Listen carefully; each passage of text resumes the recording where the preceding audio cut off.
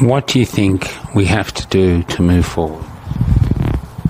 Well, number one thing is you can't comply your way out of tyranny. You've learned that. I have learned this. My parents have been through communism for 45 years. They've endured communism for 45 years. They tried to comply with it, and it only got worse and worse and worse.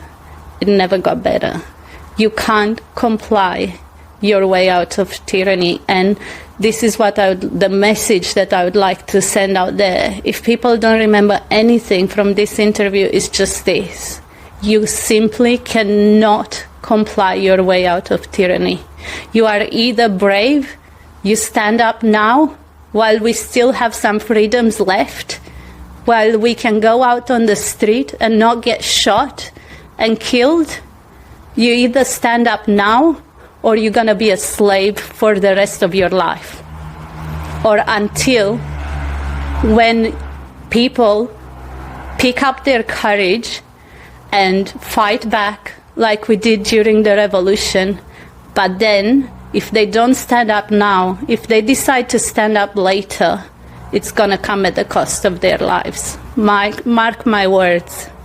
Mark my words. If we don't do it now, it will cost the lives of many people. In part two, this is just a little addition to it, to how they finally won. So they were getting shot in the streets. Mm-hmm. How did getting shot in the streets turn to victory?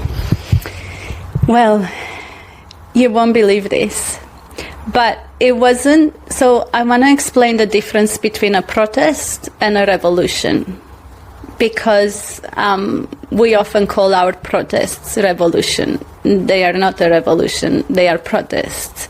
Not that I have anything against calling them a revolution, but I just want to make that distinction, because in a revolution, they were there to win, and they said, we are not going home until this government comes down. Kill us, do whatever you want with us, we are not going home.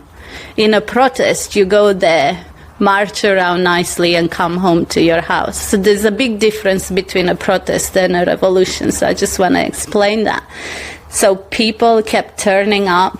They went into the media stations and they chased the people out. And we were watching TV, and all of a sudden it's this line, zzz, like there's nothing happening. And we were like, wow, this has never happened on TV.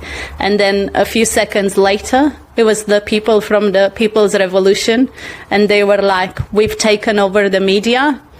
It's ours now. From now on, you're going to hear the truth. No more indoctrination.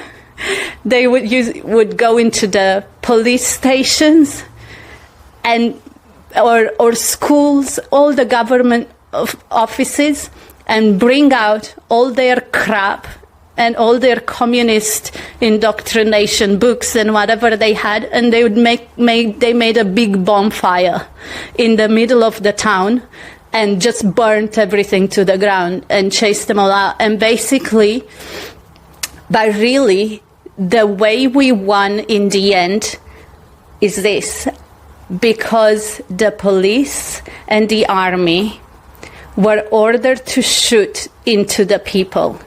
And they did it for a while, for a few days. But at some point, their humanity kicked in. At some point, they realized that they are human beings and they cannot do this to their fellow person. They cannot do this to in the streets they said, it could be my mom, it could be my dad, it could be my brother or my friend, and I'm shooting into them because I'm ordered to do this by the corrupt dictatorship and the corrupt government. This is when people tell me governments are good. I'm like, you don't understand what governments have the capacity to do to people. You don't understand. The communists have killed 100 million people worldwide. In 100 years of communism, they have killed 100 million people. Do you know that more people were killed by governments worldwide than by anything else. The communists, 100 million. It's the government that's the real threat. I'm not saying there isn't good governments. I'm not saying there aren't good politicians and good people.